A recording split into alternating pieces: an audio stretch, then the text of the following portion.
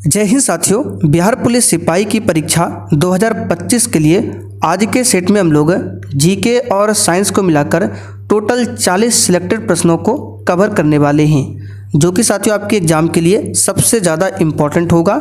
तो साथियों आप लोग पूरा क्लास को ध्यान से देखिए और 40 प्रश्न में से आप कितने क्वेश्चन सही कर पाते हैं ये आपको बिल्कुल ईमानदारी पूर्वक सेशन के लास्ट में कमेंट करना है। तो शाम के 7:30 बज चुके हैं, फटाफट से आप लोग लाइव चैट के साथ जुड़ जाइए।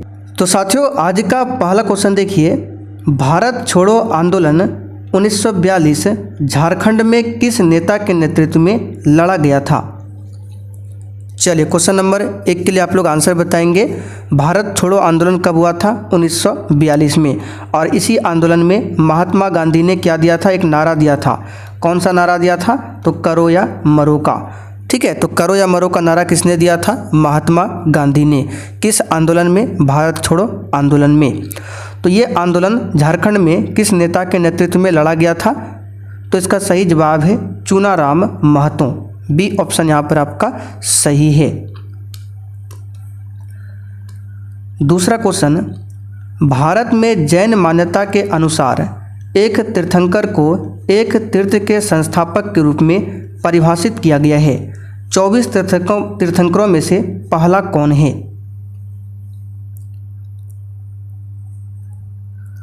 इसका सही आंसर है ऋषभदेव या फिर ऋषभनाथ। जैन धर्म के पहले तीर्थंकर थे। ठीक है, और जैन धर्म के 24वें तीर्थंकर कौन थे? तो महावीर स्वामी जैन धर्म के आखिरी और 24वें तीर्थंकर थे। इनके बचपन का नाम क्या था? तो वर्धमान।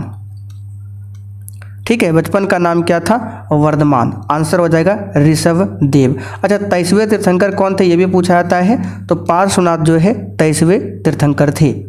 और साथियों बिहार पुलिस एग्जाम के लिए अगर आपको 1 लाइनर बूस्टर जीके चाहिए तो मात्र आप लोग 39 का पेमेंट करके ये बूस्टर नोट्स ले सकते हैं।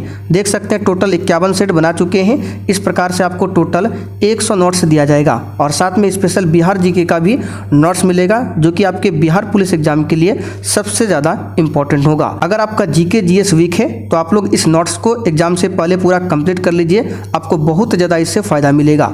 तो यहाँ पर देख सकते हैं ये हमारा व्हाट्सअप नंबर है, इस पर आपको मैसेज करना है कि हमें बूस्टर जीके का नोट्स चाहिए, वहां पर आपको जानकारी मिल जाएगा।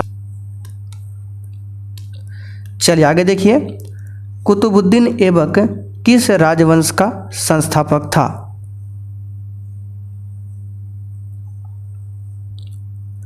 तो पहले भी कई बार बता चुके हैं, गुलाम वंश जिसको दास वंश भी बोला जाता है, कुतुबुद्दीन ऐबक ने ही 1206 में गुलाम वंश की स्थापना किया था और गुलाम वंश चला था 1290 तक। अच्छा, कुतुबुद्दीन ऐबक को और क्या बोला जाता है? तो लाख बख्श। लाख बख्श की उपाधि दी गई है कुतुबुद्दीन ऐबक को, क्योंकि ये लाखों में दान किया करते थे। कुतुबुद्दीन ऐबक का उत्तराधिकारी कौन था? आराम शाह। ठीक है, आराम शाह, लेकिन ये एक अयोग्य शासक था तो इसको बाद में हटा दिया गया था। ठीक है, तो उत्तराधिकारी पूछे आराम शाह, आंसर हो जाएगा गुलाम वंश। चलिए आगे बढ़ते हैं। इतिहासकारों के अनुसार निम्नलिखित में से किसे दिल्ली का पहला सुल्तान माना जाता है? तो अभी हमने आपको बताया कुतुबुद्दीन ऐबक, क्योंकि दिल्ली सल्तनत का पहला वंश है गुलाम वंश, जिसकी स्थापना 1206 में कुतुबुद्दीन ऐबक ने किया था। कुतुबुद्दीन ऐबक की मृत्यु कब होती है? तो 1210 में कुतुबुद्दीन ऐबक की मृत्यु होती है। 1913-14 में हुए ताना भगत आंदोलन के नेता कौन थे? अच्छा क्वेश्चन है, बताइए। तो साथियों 1913-14 में हुए ताना भगत आंदोलन के नेता कौन थे? तो इस क्वेश्चन का आंसर हो जाएगा जतरा भगत।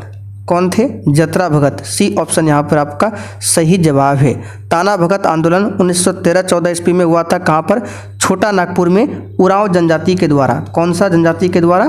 तो छोटा नागपुर पठार में हुआ था उरांव आदिवासियों के द्वारा। ठीक है, उरांव आदिवासियों के मध्य हुआ था ताना भगत आंदोलन और इसका नेतृत्व किया था किसने? तो जतरा भगत ने। भारत का वह कौन सा जिला था जहां व्यावसायिक वानिकी के विरुद्ध चिपको आंदोलन शुरू हुआ था?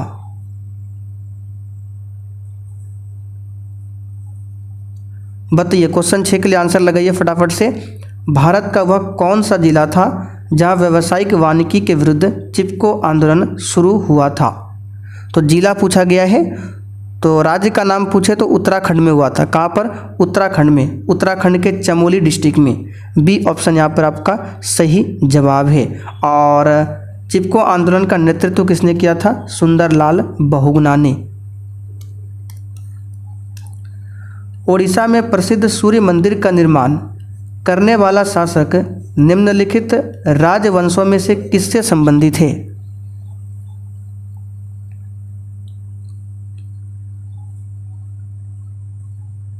तो यहाँ पर इस क्वेश्चन का आंसर क्या हो जाएगा? ये संबंधित है गंग राजवंश। ओडिशा राज्य में जो सूर्य मंदिर है, जिसे कोणार्क मंदिर के नाम से भी जाना जाता है, इसका निर्माण करवाया था गंग राजवंश के शासक नरसिंह देव ने। ठीक है, नरसिंह देव ने किया था। नाम पूछे तो नरसिंह देव किस वंश का शासक था? गंग राजवंश।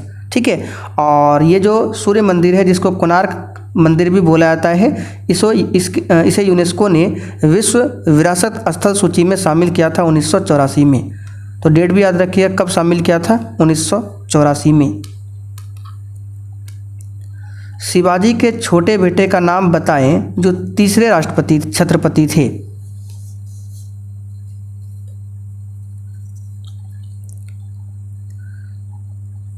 तो सिंपल सा क्वेश्चन है, इसका आंसर हो जाएगा राजा राम। ठीक है, शिवाजी का छोटा बेटा था राजा राम, जिसका जन्म हुआ था सोयराबाई से। ठीक है, जिसका जन्म सोयराबाई से हुआ था, जो तीसरे छत्रपति बने। यहाँ पर ए ऑप्शन आपका सही है।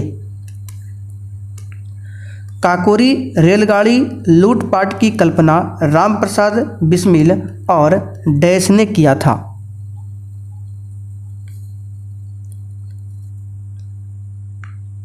तो काकोरी रेलगाड़ी लूटपाट की घटना कब होती है? तो 1925 में। पूरा डेट है 9 अगस्त 1925। ठीक है, तो लूटपाट की जो कल्पना है रामप्रसाद बिस्मिल और किसने मिलकर किया था? तो इसका सही जवाब हो जाएगा ऑप्शन सी, अशफाक उल्लाह खां। ठीक है, रामप्रसाद बिस्मिल और अशफाक उल्लाह खां ने किया था। तो यहाँ पर सी ऑप्शन सही है। भारत के किस शहर में हीरा तराशने का कार्य प्रमुख उद्योग है?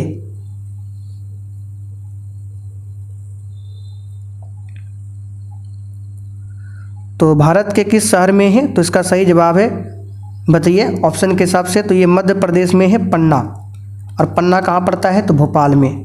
ठीक है, मध्य प्रदेश की राजधानी भोपाल है, तो भोपाल के पन्ना में हीरा तराशने का कार्य के लिए प्रसिद्ध है। डी ऑप्शन यहाँ पर सही है। अच्छा, भोपाल गैस त्रासदी की घटना कब होती है? यहाँ से पूछा जाता है। तो 3 दिसंबर 1984 को। ठीक है, 3 दिसंबर 1984 को भोपाल गैस त्रासदी की घटना होती है। इसमें मिथाइल आइसोसाइनाइड गैस का रिसाव हुआ था। वायुमंडल की कौन सी परत का उपयोग दूर संचार के लिए किया जाता है? चलिए बताइए, क्वेश्चन 11 के लिए आंसर है। सही जवाब है आयन मंडल का इस्तेमाल होता है। बिहार में कौन सा जिला चाय की कृषि के लिए उपयुक्त है?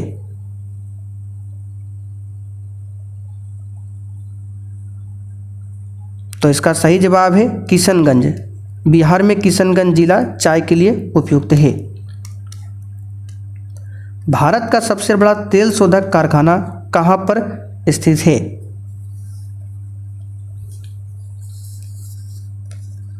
आंसर हो जाएगा गुजरात के जामनगर में। ठीक है, गुजरात के जामनगर में। पूर्व मध्य रेलवे जोन का मुख्यालय कहाँ पर स्थित है? ये क्वेश्चन कई बार पूछा जा चुका है। तो पूर्व मध्य रेलवे को ECR भी बोला जाता है। इसका मुख्यालय है हाजीपुर में। कहाँ पर है? हाजीपुर में। निम्न में से किस राज्य या केंद्र शासित प्रदेश में भारत की गुज्जर एवं बकरवाल जनजातियां निवास करती है? बहुत ही शानदार क्वेश्चन है, बताइए इसका आंसर। तो किस राज्य या केंद्र शासित प्रदेश में भारत के गुज्जर एवं बकरवाल जनजातियां निवास करती है? तो इसका सही जवाब क्या हो जाएगा? ऑप्शन ए, जम्मू कश्मीर केंद्र शासित प्रदेश में। चलिए, अगर आपसे पूछे टोडा जनजाति का निवास स्थान कहाँ पर है, आप लोग बताइए कमेंट करके। सेम्पेन जनजाति का निवास स्थान कहाँ पर है, आप लोग बताइए। ये सब क्वेश्चन हम आपको करा चुके हैं और इसका नोट्स बनाकर भी दे चुके हैं। बिहार के निम्नलिखित जिलों में से कौन सा बिहार के नक्शे पर सर्वाधिक पूर्व में है?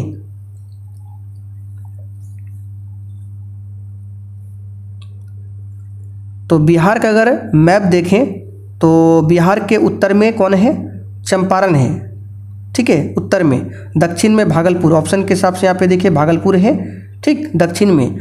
और पूरब में है किशनगंज। यहाँ पर पूछा गया है कौन पूरब में है, तो किशनगंज। ऑप्शन के हिसाब से यहाँ पे किशनगंज पूरब में हो जाएगा। सी ऑप्शन सही है। नीलम संजीव रेड्डी के कार्यकाल के बाद भारत के राष्ट्रपति कौन बने? तो देखिए, आपको राष्ट्रपतियों का क्रम ध्यान रखना पड़ेगा, ठीक है। बीच से भी उठाकर पूछ देता है कि इसके बाद कौन राष्ट्रपति था, इसके पहले कौन था, ये आपको क्रम याद रखना पड़ेगा। तो प्रारंभ में था डॉक्टर राजेंद्र प्रसाद, जो कि 1950 में बने थे। सबसे लंबा कार्यकाल 1962 तक रहे थे, ठीक है, 2 बार। उसके बाद सर्वपल्ली राधाकृष्णन आता है दूसरे स्थान पर। तीसरे स्थान पर जाकिर हुसैन आता है, आप लोग चाहे तो नोट कर सकते हैं, ठीक है। तीसरे स्थान पर कौन आता है? जाकिर हुसैन, कार्यवाहक राष्ट्रपति बने थे। फिर चौथे नंबर पर वीवी गिरी, 5वें नंबर पर फखरुद्दीन अली अहमद, ठीक है, कार्यवाहक राष्ट्रपति ये भी बने थे। 5वें नंबर वाला फखरुद्दीन अली अहमद, ठीक। तीसरा वाला और 5वां वाला दोनों जो है कार्यवाहक राष्ट्रपति बने थे। फिर 6 नंबर पर नीलम संजीव रेड्डी आता है, ठीक है। इसके बाद कौन आता है? ज्ञानी जैल सिंह। सी ऑप्शन में दिया है ज्ञानी जैल सिंह। सूचना प्रौद्योगिकी संशोधन अधिनियम 2008 27 अक्टूबर डैश को लागू हुआ। तो ये जो सूचना प्रौद्योगिकी अधिनियम 2008 वाला था, ये 27 अक्टूबर कब लागू हुआ? तो 27 अक्टूबर 2009 को लागू हुआ था। भारतीय संविधान का आर्टिकल 20 किससे संबंधित है? तो भाग 3 के अंतर्गत 20 आता है, क्योंकि भाग 3 में 12 से लेकर 35 आर्टिकल है, ठीक है, 12 से लेकर 35 तक। तो 20 भाग 3 के अंतर्गत में आएगा, जो कि एक मौलिक अधिकार है। तो आर्टिकल 20 जो है ये संबंधित है दोष सिद्धि के संदर्भ में संरक्षण से। बी ऑप्शन यहाँ पर आपका सही है। भारतीय संविधान के अनुच्छेद 21A के तहत राज्य को डैश से 14 वर्ष की आयु के सभी बच्चों को मुफ्त और अनिवार्य शिक्षा प्रदान करनी है। यानी आर्टिकल 21A जो है 86वां संविधान संशोधन 2002 के तहत जोड़ा गया था। आर्टिकल 21 है जो कि शिक्षा के अधिकार अधिनियम से संबंधित है। इसमें बोला गया है कितने वर्ष से कितने वर्ष की आयु, तो 6 वर्ष से 14 वर्ष, ठीक है, 6 वर्ष से 14 वर्ष। निम्न में से कौन सा कथन गलत है? बताइए। राज्यपाल राज्य की विधान परिषद का स्थगन कर सकता है, गलत बोला गया, कौन सही है? राज्यपाल राज्य की विधानसभा का स्थगन कर सकता है, सही है। राज्यपाल राज्य की विधान परिषद को भंग कर सकता है, गलत है। देखिए, राज्यों में जो विधान परिषद होता है वो अस्थायी सदन है। कैसा सदन है? अस्थायी। जिस प्रकार से राज्यसभा अस्थायी है उसी प्रकार से विधान परिषद भी किया है, अस्थायी है। इसको समाप्त किया जा सकता है, ठीक है, समाप्त हो सकता है लेकिन भंग नहीं हो सकता है, इस बात को ध्यान रखिएगा। विधान परिषद जो है भंग नहीं होता, ये समाप्त किया जा सकता नहीं। किसी राज्य में अगर विधान परिषद है तो उसको समाप्त कर सकता है लेकिन भंग नहीं हो सकता है। और वर्तमान में टोटल 6 राज्यों में ही विधान परिषद है, उत्तर प्रदेश, बिहार, आंध्र प्रदेश, तेलंगाना, महाराष्ट्र और कर्नाटक, ठीक है। तो सी वाला क्या है? गलत है, बाकी ये सभी सही है। भारतीय संविधान का अनुच्छेद 22 किससे संबंधित है? तो ये भी मौलिक अधिकार के अंतर्गत में आता है, ठीक है। तो मौलिक अधिकार में देखिए एक स्वतंत्रता का अधिकार भी है जिसमें 6 प्रकार की स्वतंत्रता दिया गया है। तो ये जो आता है कुछ मामलों में गिरफ्तारी और हिरासत के खिलाफ संरक्षण से संबंधित है, आर्टिकल 22। ठीक है, यहाँ पर ऑप्शन के अकॉर्डिंग बता रहे हैं, सी ऑप्शन आपका सही जवाब है। बाकी 23 और 24 में क्या है, तो 23 और 24 में है शोषण के विरुद्ध अधिकार। चलिए आगे बढ़ते हैं। स्वतंत्रता का अधिकार आर्टिकल 19 से लेकर 22 तक में है। 1975 में आपातकाल के समय भारत के राष्ट्रपति कौन थे?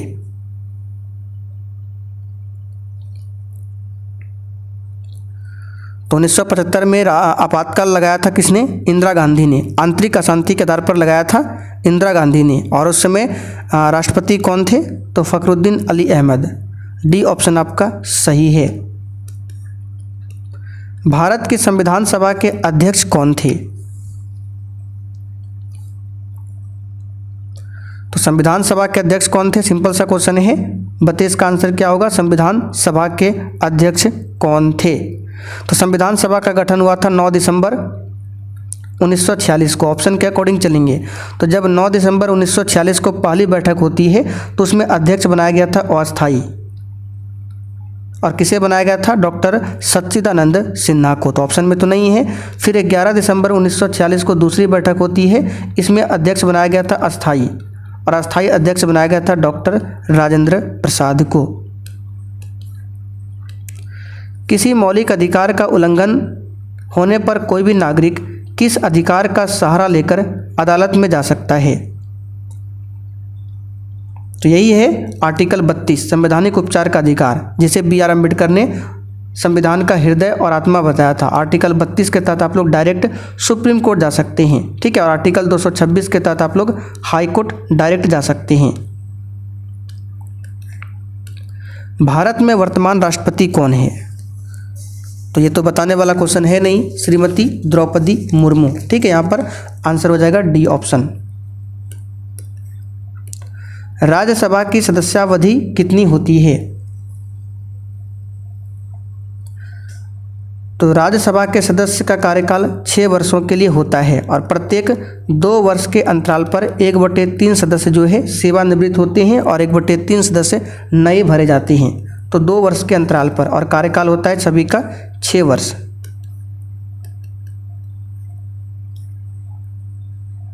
चलिए आगे देखिए क्वेश्चन 28। राज्यसभा के सदस्य का कार्यकाल कितने वर्ष का होता है? तो अभी हमने आपको बताया 6 वर्ष। आगे देखिए, पूर्ण रूप से जीएसटी की सिफारिश डैश द्वारा किया गया था।